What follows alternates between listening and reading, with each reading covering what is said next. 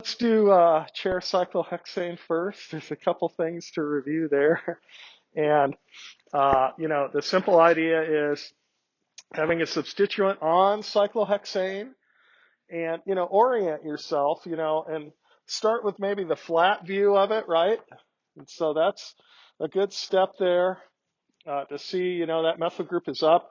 Here's the flat view, and then we can pucker the sides up and down. It doesn't matter which side you do as long as you're consistent there. So if we pull this one down, you see that's what? The methyl is in a equatorial or axial position. Equatorial, right? You should be getting pretty good at that. So you can see that the axis is here, the hydrogen there is in the down position because this carbon's puckered down, okay? So that down position on a down carbon is going to be what? Axial. And you can see there. So we can do the ring flip, push this end up and this end down. And, you get to this where now the methyl is what? Axial.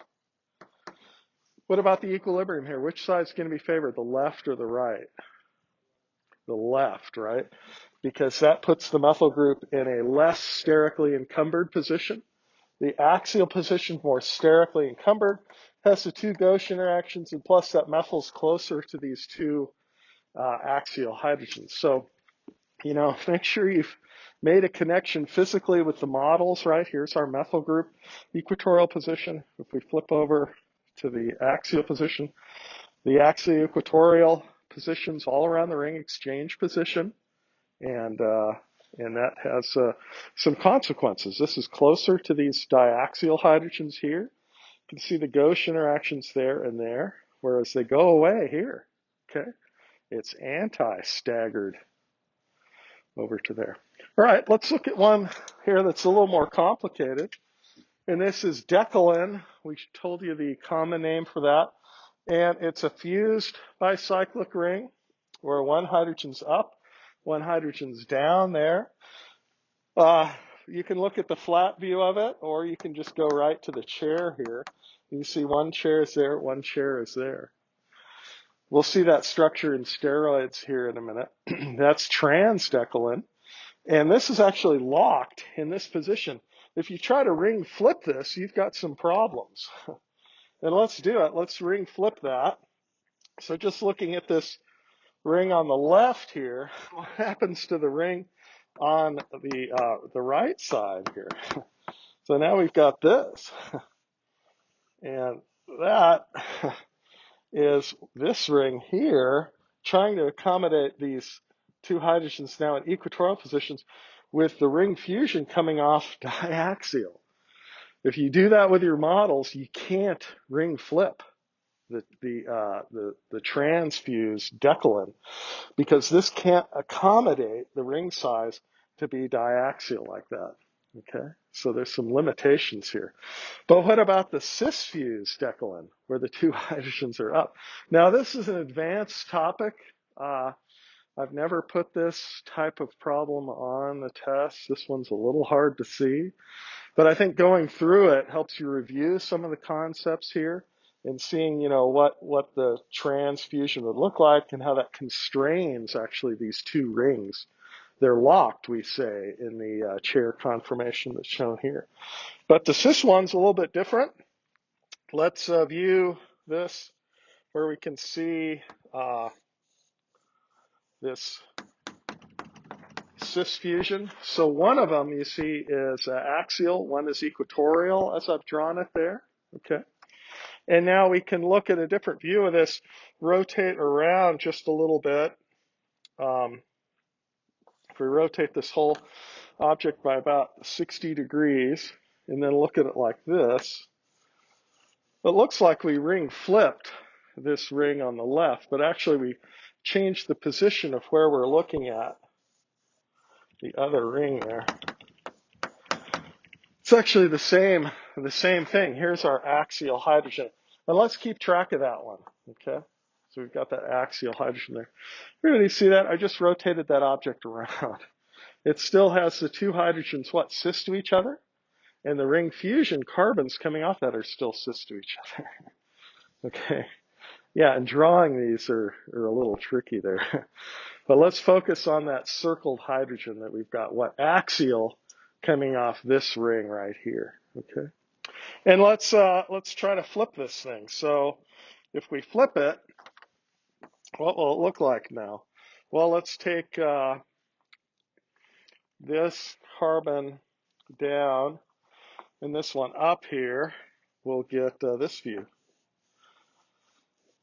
which will have this in the back, okay? And now you see our hydrogen here is what? Equatorial, okay? Was axial, now it's equatorial. And this one here that was equatorial relative to this ring is now axial to that ring, okay? And, you know, and that looks kind of funny. We can't really see the chair conformation of this ring. This looks kind of flat. And same with our first view here before we kind of rotated the thing. But this is where we actually flipped it, because this went from axial to equatorial, okay? Now that is tricky a little bit there. And let's rotate this guy again by 60 degrees. And then what you see is this. And then you can kind of see the two rings, both in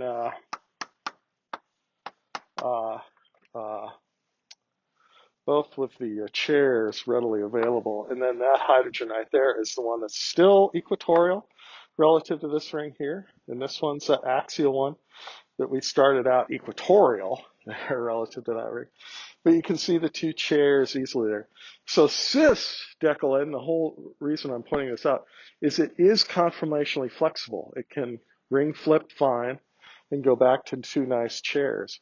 Whereas the trans Decalin, if you ring flip either side, you'll force the other ring that's fused to it to try to accommodate this diaxial arrangement, which it just can't do.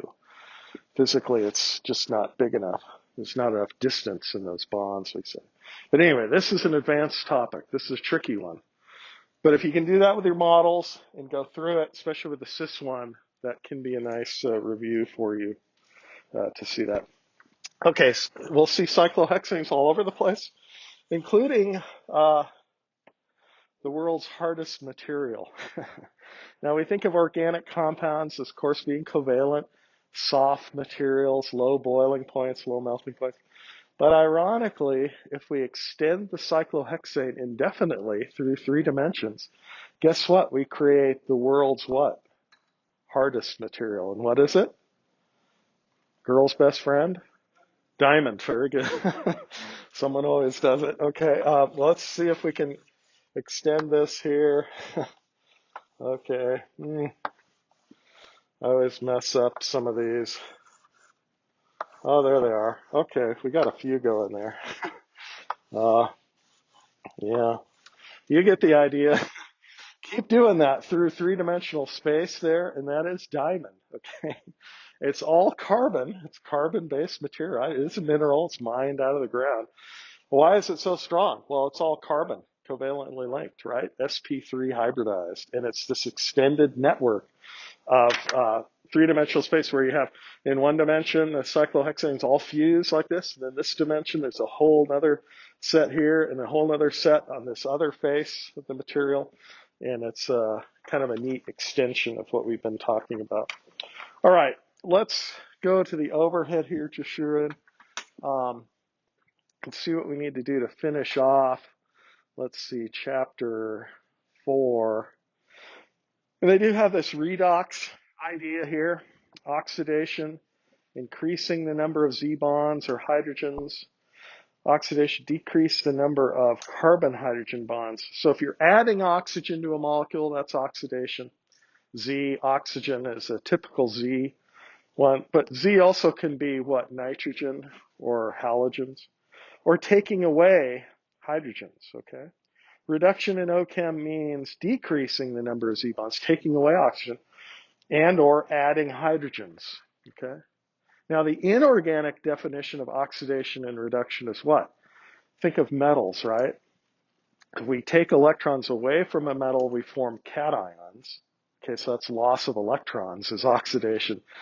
If we add electrons, we're what? Reducing the oxidation state. And there we clearly see charged ions, right? But in OChem, we have covalently linked things. So we talk about the increase in the number of oxygen and or the decrease of hydrogens within functional groups. And you'll see the functional groups down here in a second. Or reduction means what? Taking away oxygen and adding hydrogens, okay? So what do we have here? Here's the most reduced form of carbon, CH4, which is methane gas. We've been talking about that. That's the most reduced form we know of. If you oxidize this, add an oxygen in between one of these bonds, we create methyl alcohol. So what have we done? We've added an oxygen. We haven't taken away hydrogens, but by adding an oxygen, we've what? Oxidized methane to methanol.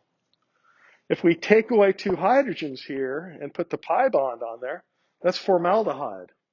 If you go from an alcohol to a aldehyde or ketone, you have to take away two hydrogens conceptually.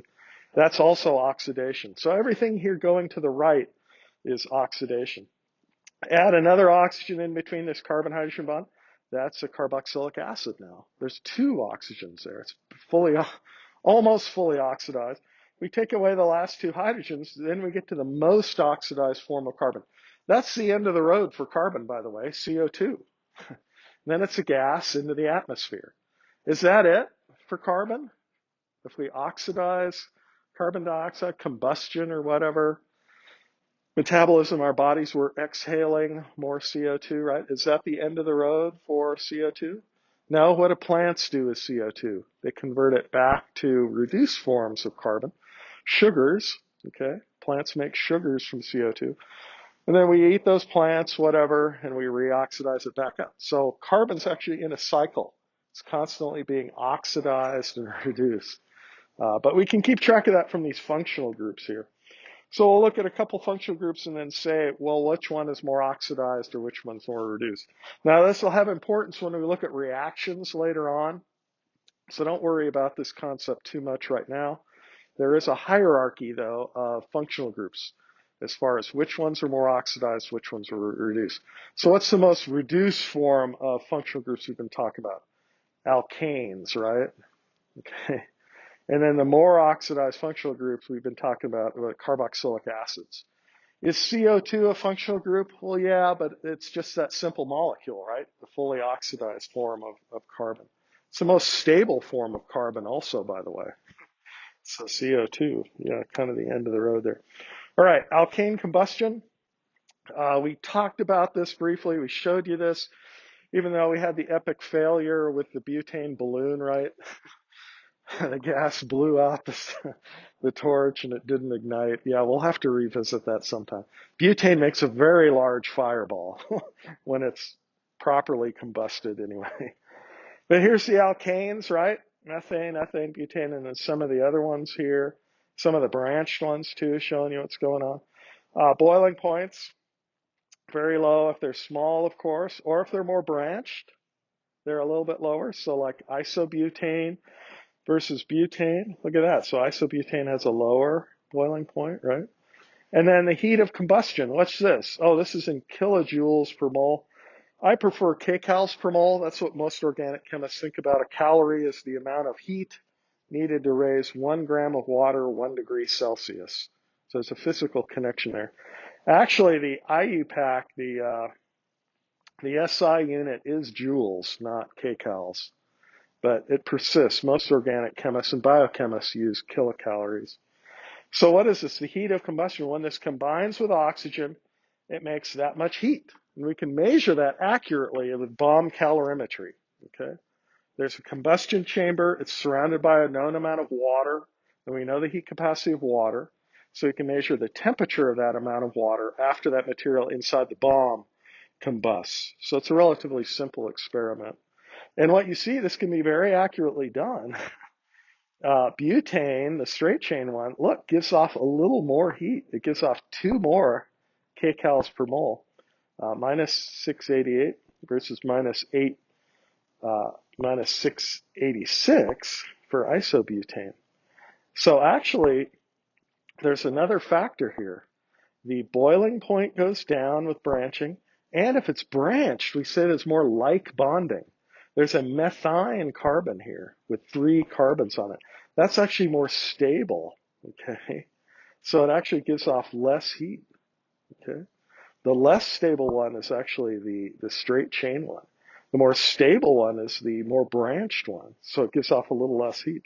And that carries over into octane, the octane rating, straight chain octane versus isooctane.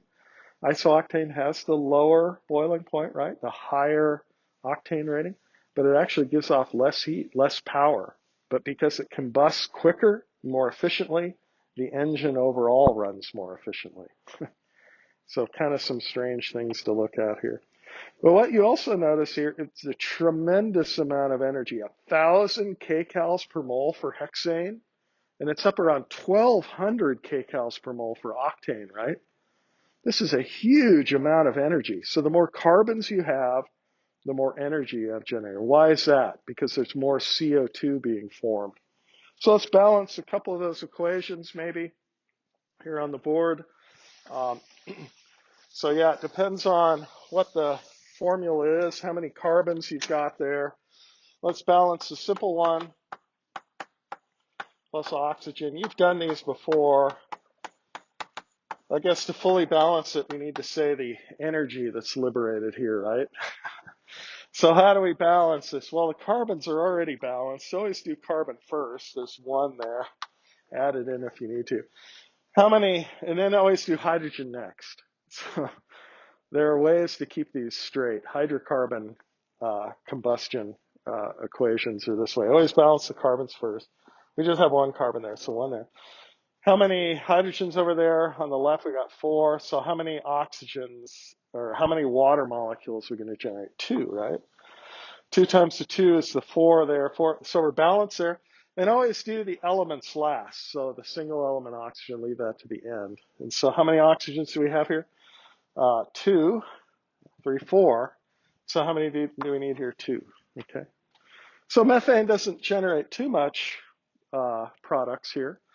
1 mole equivalent of CO2 and 2 waters. In the excited state, this is high energy, a lot of thermal energy generated that excites the electrons to a higher orbital state. And when those electrons decay back down, it gives off a photon of light. That's what you actually see the flame. Okay. So everything's actually in the equation here. How about this one? Same thing for propane? No, always draw out the formula. So what do we have here? C3H what for propane? Remember the general formula for alkanes. Cn what? H2n plus 2, right? So what is this? 8, right? And there they're all. 1, 2, 3, 4, 5, 6, 7, 8.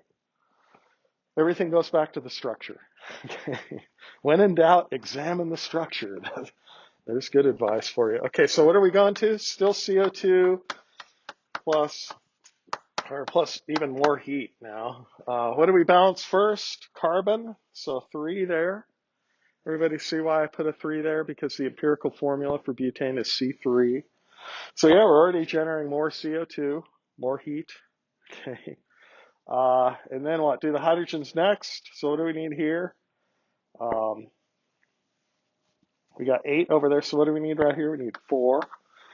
And then how many oxygens do we need? We've got 6. We've got 10, right? Total. So what do we need here? 5. So yeah, it's going to require more oxygen. You're going to have to feed that flame more. That's what it means engineering-wise. You have to make sure it's ventilated well. Okay, should we do 1 more maybe? Oh, how about butane? So see if you can balance that one. And you know, the isomeric forms, isobutane is still what? C4H10, right? So you have the same balance here, but a little bit different heat, okay? If it's more branched, it's actually more stable, gives off less heat, okay? More like bonding, we say. So what is this, 4? So we need a 4 there. How many hydrogens? 1, 2, 3, 4, 5, 6, 7, 8, 9, 10. So what do we need here? A 5. But look at those ratios change, right? 4 to 5, 3 to 4.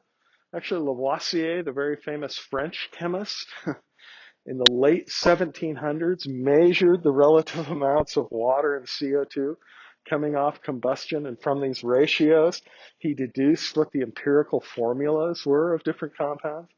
That's the transition Dalton and Lavoisier from alchemy into chemistry, something we could actually measure and put some real scientific basis to what's going on. He and his wife built these very intricate devices, chambers that could keep track of the amount of liquid water. He'd condense the water, and then he'd check the volume of CO2 coming out. So in the late 1700s, he was an amazing guy. Lavoisier, Antoine Lavoisier. Unfortunately, he was a tax collector for Louis the 17th or 16th. And during the French Revolution, what did they do to Lavoisier? They chopped off his head with the guillotine. So that's what you get for doing science. No. Okay. That was a joke. Sorry, I guess that's not funny at 8 in the morning. Especially losing your head over these equations. Don't lose your head over test 1, okay? So what is this? So let's balance the oxygen. What do we got? 8, 5, what's that? 13, 13 halves. Is that okay to do that? Some chemists don't like to see the fractions here. We'd have to times everything by 2 to get the ratio. I'm okay with that, okay? And it is this absolute ratio anyway that's the important thing, that's different anyway. And then the amount of heat. Anyway, is that enough on that? Don't worry about the mechanism of that reaction. It's very complicated. We're not going to do the mechanism. Very exothermic. A little spark or a little electric discharge will make that material combust, as long as enough oxygen is present, right? So there's some things there. All right, let's go back up here, and then we'll get to sample tests. Sorry. Alkane combustion, anything on there else? Okay.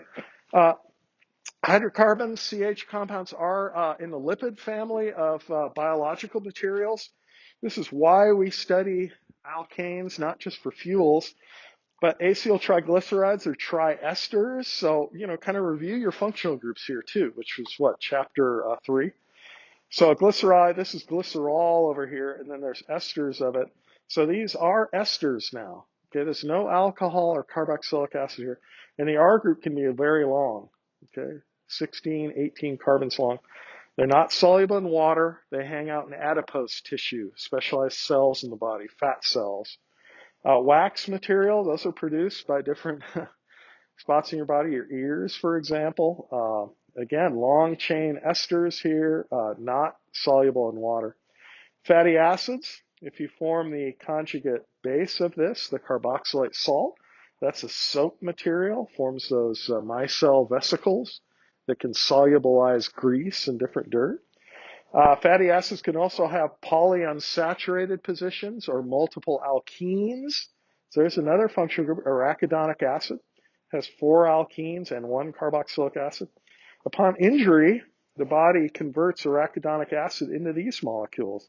These are prostaglandins that control the biological response to that injury by dilating blood vessels and bronchial tubes to allow specialized cells of the immune system to get into that injury site to begin the healing process.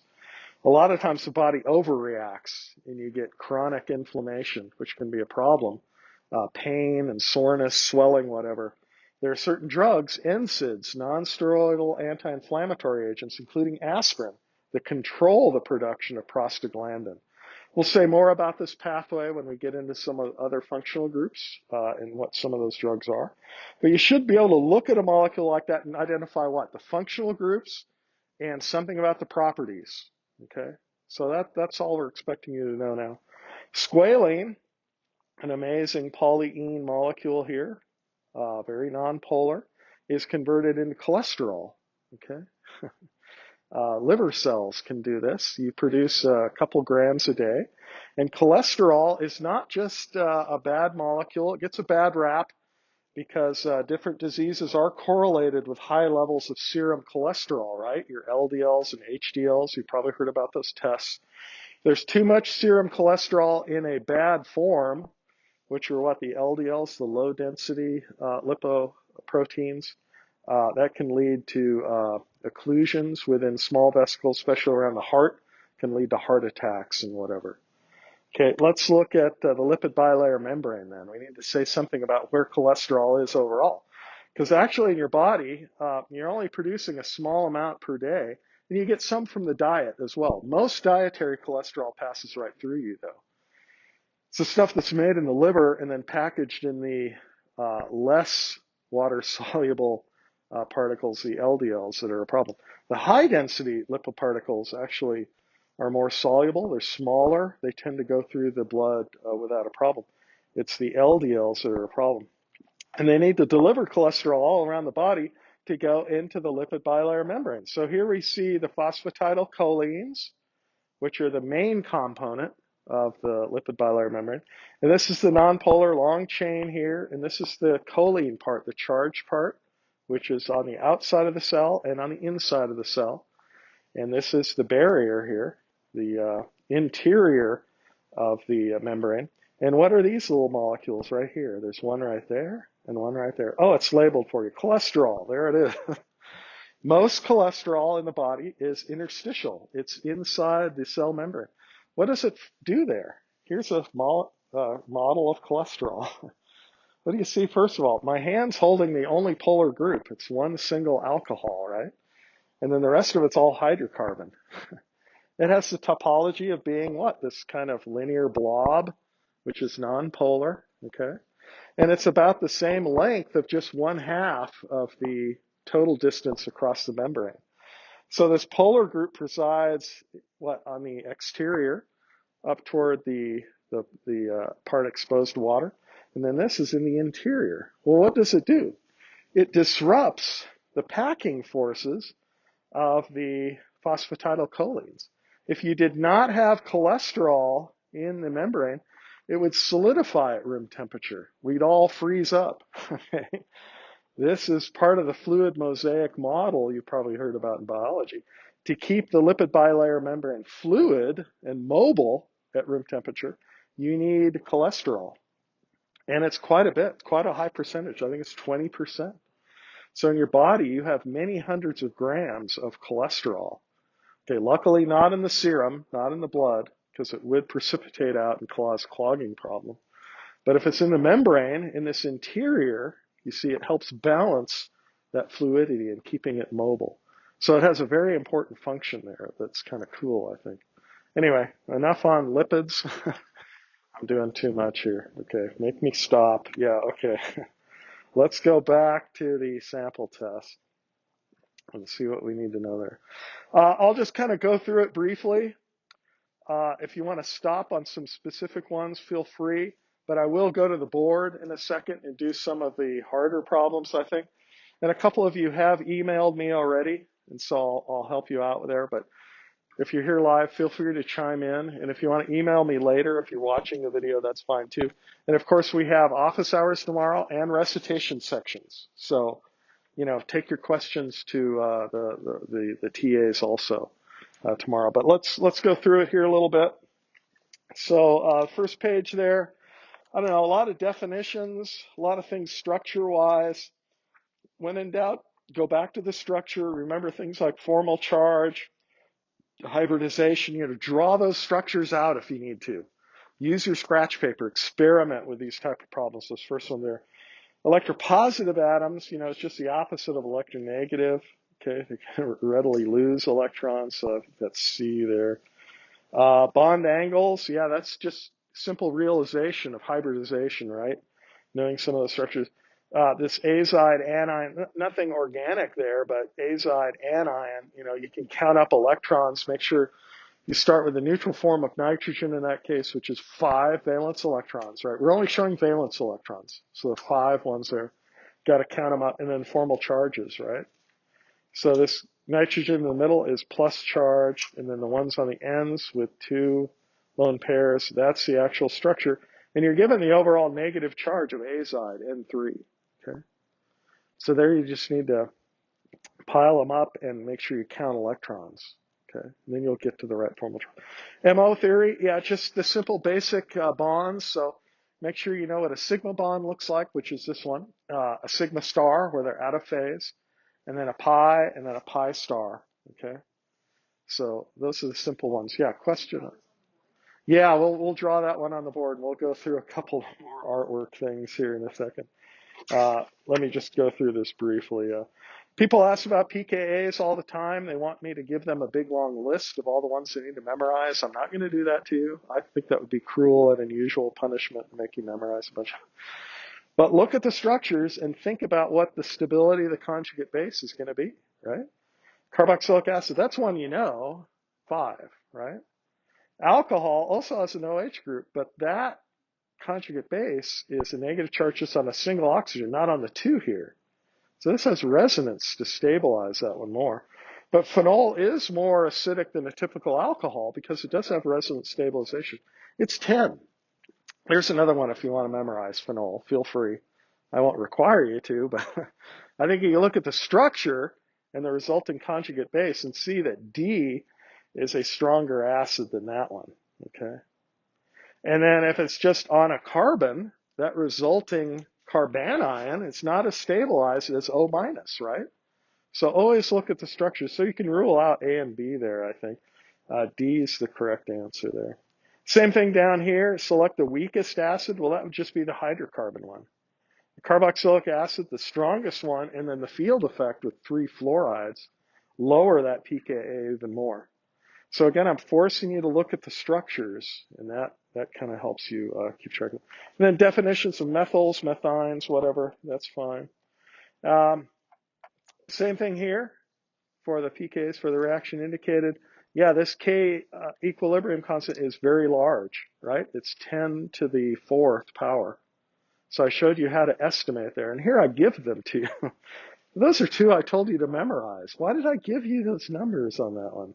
I don't know. I guess we're nice. We're trying to help you out there. The most stable form of this isomer would be the one that has strain-free rings. If you have too many small rings, that raises the energy of that molecule. And when a small ring compound combusts, it gives off a lot more heat than a strain-free structure. Okay. Relationship here, those are the same thing. They're just ring flipped to each other. But double check these. These are both 1,4 and equatorial. Those are trans to each other. And if you ring flip, it's axial. Yeah. So these are what? These are conformational isomers, C. So some definitions there. Yes? So what's the difference between a conformational isomer and a stereo isomer? I thought stereo meant the same molecule as well. Conformations, we've actually rotated around a sigma bond. So what's the difference between a stereoisomer and a conformational isomer? Conformational isomers involve rotations around sigma bonds. Okay? So ring flipping, we're actually rotating around these bonds on the side. Okay? These are still trans 1,4 dimethyl cyclohexane. The stereoisomer would be cis 1,4 dimethyl cyclohexane. And that would have a different position here for that. Okay, does that answer your question? And we'll draw here in a second. We've got time to do a couple of quick. Let's get to that. Identifying functional groups. These are single functional groups. There's an ester. Okay, this is not an ether and a ketone. Okay, if you have an oxygen next to a carbonyl, that's an ester. It's not a ketone, not an ether. Okay, there is an ether here. It's right there, that methyl ether. Okay. There's no carbonyl next door. If there was a carbonyl next door, it would be an ester. Here you got a ketone with 2 carbons next door. That's a ketone. If it was a carbonyl with a hydrogen and then a carbon on the other side, it would be an aldehyde. Okay? So make sure you know the specifics of functional groups and what they mean there. Question?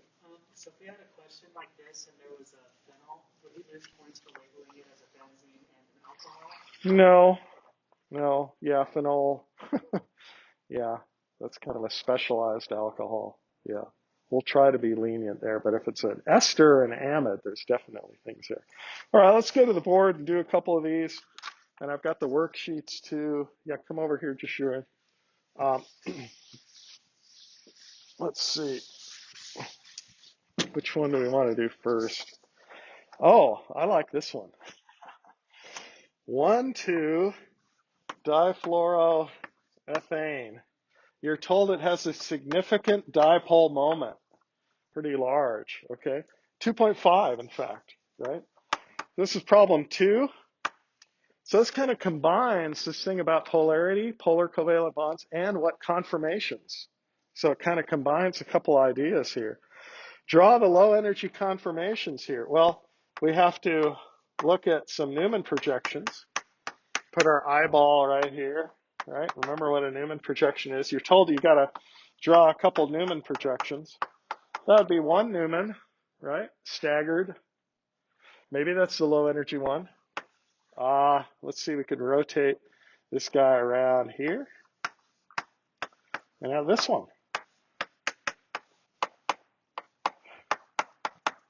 Well, this one's anti the two fluorines, right? 180 degrees. What about here? This one's gauche. Can you assign a dipole moment to that molecule in the two different conformations? Now, these are interchanging, okay? But you're told when you measure the dipole moment of difluoroethane, it's significant. And then you're asked to determine which conformer do you think is more favored. So there's some analysis here to do. What's the dipole moment of this? They're opposite of each other, right? Directly opposite. So overall, that dipole moment, you'd say would be nonpolar. They cancel out. Okay. What about here?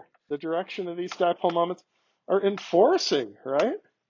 So that would give a strong overall molecular dipole moment.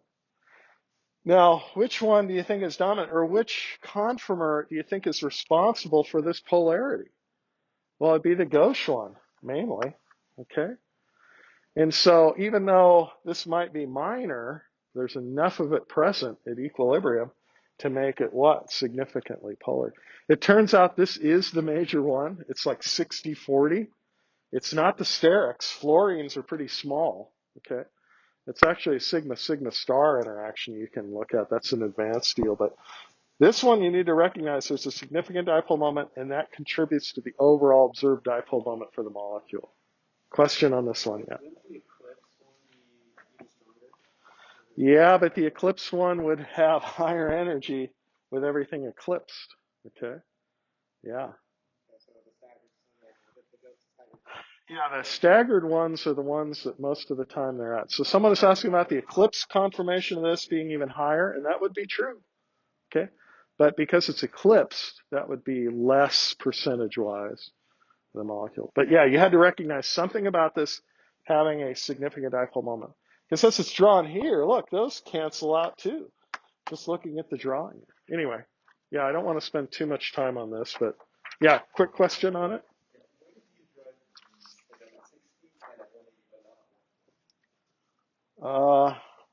We got 60, 120 would be eclipsed. So it's the 60 and the 180 that are staggered. So yeah, someone's asking about an eclipsed one at 120. And again, that's a higher energy one. We could look at that, but yeah, these are the significant ones. All right, let's look at number 3. Draw a clear picture of acetylene. We give you the empirical formula of acetylene, so it kind of helps you remember something about what acetylene is.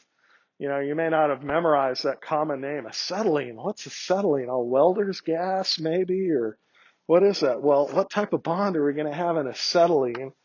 Well, carbon-carbon bond, hydrogen's on the end. And then what do we do in the middle here? Oh, it's a triple bond, right? Okay. He wants us to draw a 3D structure of that and include all the bonds and label everything, okay? So kind of the first part of these is figuring out what we want you to draw, right? Everybody see going from C2H2 to this? That's indeed acetylene. So what are we going to draw here? Well, we've got the sp hybridized framework here. We've got the sigma bond here, and then pointing over here, another sigma bond there. So there's 2 sp hybridized molecular orbitals coming off that carbon, right? So we've mixed the s and one of the p's to make the 2 sp orbitals. So that's the sigma bond framework. Sigma, sigma, sigma, okay? Localized on the axis. What else do we have, though? We have the 2 other bonds between carbon, and those are the leftover p atomic orbitals, right? So we got this one here and here. And draw the shading, the sign of the wave equation. They're coherent there. They're in phase with each other. So what do we have? Both top and bottom, that's a pi bond. Okay? In phase. Is that the only one? No, there's 2 pi bonds for acetylene, right? And so give it a little dimensionality. Be a little bit of an artist. You'll be a lot better than I am, I'm sure. But this would be the other pi bond here. And, take up the space. Draw it nice and big so we can clearly see it. If the grader has to look in there, well, maybe label the sigmas and whatever. And make sure it's linear, the thing here. Anyway, any questions about the artwork or the MOs or anything there? Okay. Yeah. Okay. So, yeah. Okay, isomers. I like number 4 here. Draw all the isomers for C6H14. Number 4, C6H14. Ouch, and it says all the isomers. And name them with the IUPAC rules. So what are we talking about here? This is indeed what? C6H14. So that's what molecule? Hexane, right? So start with the linear one, and that'd just be hexane, okay? And then how do we do the isomers? Lop off a methyl on the end and put it on branching, right? So the next one would be this one. And that's what? 2-methyl hexane. I won't draw the whole things out, but the first one is hexane. 2-methyl hexane. And these are constitutional isomers now, right? These are not stereoisomers. These are constituted differently, okay? We have this position here, and now it's over there, okay? Yeah. Oh, very good. Thank you. Someone just earned some extra credit here. Catching another one of my many errors on Word. Not hexane now, right? The longest chain here is indeed pentane. Thank you. Okay. All right. How else can we do the 3 position there? We can do that one. And that's 3-methyl pentane. Okay. Can we move it over again over here? No, that would be 2-methyl pentane again. So what do we do? Well, let's try a butane, maybe with 2 on there. And that would be what? 2,2-dimethyl butane now, right? And then is that the only way to do that? How about this? That would be 2,3-dimethyl butane. And is that it? From that chart, you can see there's 5 possible ones, and I think we've got them all. Can we have it just a propane and maybe put the 3 on there? Would that be one? No. Now we have carbon with what? 5 bonds? That wouldn't be right. And the wrong number of hydrogens. So there's some limitations there. So we get to the end there, and that's it. All right. Let's see. We've got a couple minutes. How about some of the worksheet problems? Somebody was asking about those.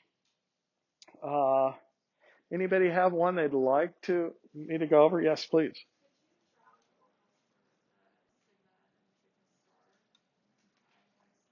For which one?